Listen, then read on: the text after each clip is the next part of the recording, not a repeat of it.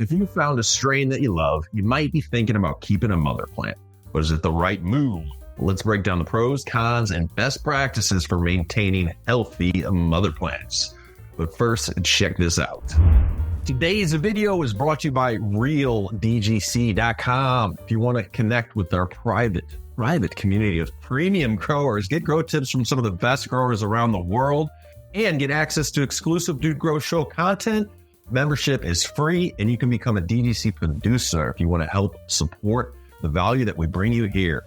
Head on over to RealDGC.com and get signed up today. All right, back to the show. All right, let's do this, Grambo. Keeping a mother plant. I mean, if you've come across the keeper strain, something you want to have around your daily driver, mother plant is going to give you unlimited access to clones, right? You can always have it around. Take the clones when you need them and keep that genetic going. Number one reason people like to keep that strain going, not only being their daily driver, but maybe they found out it's a strain that really works for their environment, their feeding schedule, gives them a great uniform canopy, etc. So keeping around is not that hard. They don't need too much space, but space can be valuable. I mean, a 2x2 tent, like this little 2x2 tent here, there's a kit here from AC Infinity. I think right around $400 for this tent, even better. Coupon code Dude Grows. There's everything you need. 2x2 space. In the bonus, when you're not keeping a mother plant, or let's say you don't, that can be used as a drying tent. Maybe it's also used as your nursery. I don't know. I have 3 to 4 tents myself, and I always find purposes for them.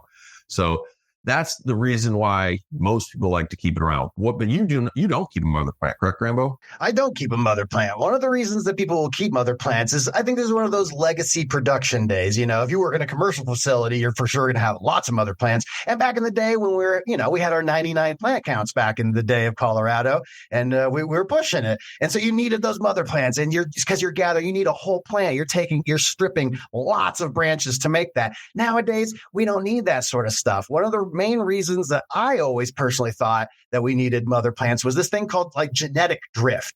And as Jaron from New Mill always says, he's like, it's not genetic drift. It's actually accumulation. So if you're stressing out your plants a whole bunch, then you probably don't want to take cut after cut after cut. It's kind of like photocopying, right? And so each one kind of just degrades a little bit as you go. But that's not the case. If you're a good home grower, you can just clone from clone from clone. And those mother plants take up real estate. They need lights. They need ventilation. They need all the same stuff that all your other plants need. They need nutrients. You can cut clone from clone from clone, keep that real estate, save those nutrients, and I think you'll be happy with the results. I'll give one more pro you made me think of, though. Keeping that mother plant going, if you're not bringing in anything else, that's an advantage. You know you got it. It's clean. It's always in your environment. You're not taking in clones from somebody else, so that is one bonus. But let's give some tips on it.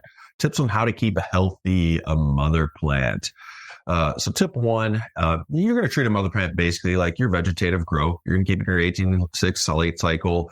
You're going to feed it roughly the same, but I would lower the nitrogen somewhat a couple weeks before you're going to take your cuts. If you have high nitrogen and aggressive vegetative plants that you're prepping for bloom, the mother plant does not need that much nitrogen. There's even a company that makes a mother plant nutrient. I'm not saying you need to go that far, but too much nitrogen is going to give you soft stems and just nitrogen-rich tissue. That's not going to give you the healthiest clones that will root the fastest. That's a really good point. And conversely to that, while you're lowering the nitrogen, some growers like to up the phosphorus. If you kind of phosphor load as you take a cutting, it's going to take all that residual phosphorus in that branch, and it's going to start to pull that down, and that's what it actually starts to make roots with.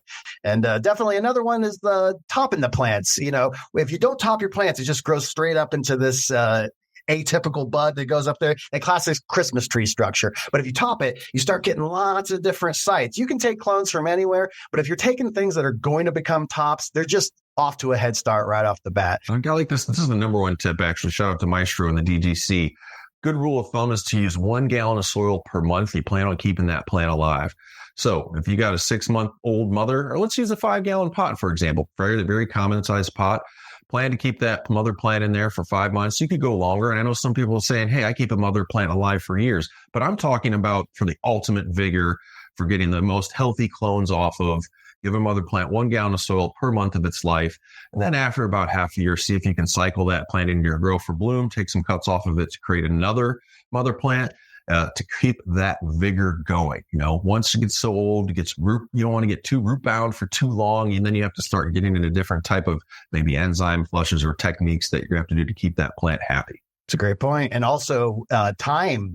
Where in your schedule are you taking cuts? Young early veg plants, they're not usually as strong. So a lot of growers will wait not right before you flip, but maybe the week before flip, right when everything's super, super healthy, super vigorous. That the reason you're going to flip is like, oh, they're looking great, they're stout, they're healthy. Time to go to flower. It's also a great time to take cuttings from. All those cuttings are going to have that same vigor that they're ready to go. And instead of going to flower, they're going to re-veg themselves real happy and healthy. Timing can be tricky. It is specifically why some people keep one. If I tell people to take cuts right before they go to bloom, ideal time, get your cuts rooted. They can live in the clone dome for, 2 to 4 weeks, pushing it in the clone dome. And then, then you go to another month veg. And then maybe because some flowering strains can be 70 days plus. So sometimes people just don't want to have that long of a veg stage. But do you even really need a mother plant, right? I said they decline a little bit after 6 to 10 months, lose their vigor a little. I like to talk about buying clones and seeds. I mean, in today's most places, not everywhere. I know the prohibition is pretty hard. Seedsherenow.com ships everywhere from the States to the States. We got people in the crew. I'm just shouting out like JR Killer Cuts. I know I said taking in cuts can be hazardous. Taking them in from a reputable person that's selling cuts, you still want to do a quarantine, but access to genetics, long story short, is wide right now. You do have to be very careful with it. You do have to quarantine. You do need to scope plants when they come in. I've gotten problems from plants. We've seen plants for sale in a commercial setting that had powdery mildew on them. So it is something to be wary of, but it can be done successfully. I mean, I know Scotty Real, that's how he gets most of his clones. Yes, buying it and definitely popping seeds. Cloning is one of those things that we can get just locked into like, oh, I really like smoking this strain. I'm just going to grow it forever and ever and ever. We live in the renaissance of cannabis right now. There's so much genetics. Every week goes by, someone hands me something and I go, I only like GMO. I only like sour diesel. And then they'll hand me a rainbow belts and I go, I like rainbow belts too. So popping some seeds, getting some strains. It's a great way to increase your skill as a grower, find new genetics, and also just make sure everything's happy and healthy every single round. Yeah, thumbs up on that. It keeps growing exciting too. I know it's fun to dial in a clone and, you really know how to work with it. But seeing just different varieties coming continuously to grow, I dig. We got feminized, autos, clone. We got all kinds of options these days. Let us know what you do in the comments. Do you keep a mother? What's the biggest mother you've ever kept? I've seen some commercial grows, some like 10-foot tall plants, which is crazy. Or do you guys just go from seed? Let us know what you do down in the comments below. And if you guys enjoyed this video, and we hope that you do, smoke that like button, subscribe to the channel if you vibe with what we're saying. And we always say, dude, roll this video up, pass it to a friend. Sharing is caring. They can't shadow ban us if the community shares with the community. And make sure you check out these other 2 videos YouTube's recommending. We all are sure you're going to dig them.